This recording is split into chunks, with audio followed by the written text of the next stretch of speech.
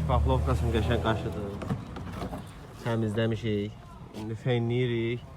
Qəşəng detalları düzəldirik. Yapışdırırıq bunu bura. Bundan da bufer olacaq yəni. Bundan da bufer olacaq. Burada biraz əziyyətimiz çox olacaq. Dalğa-dalğadır.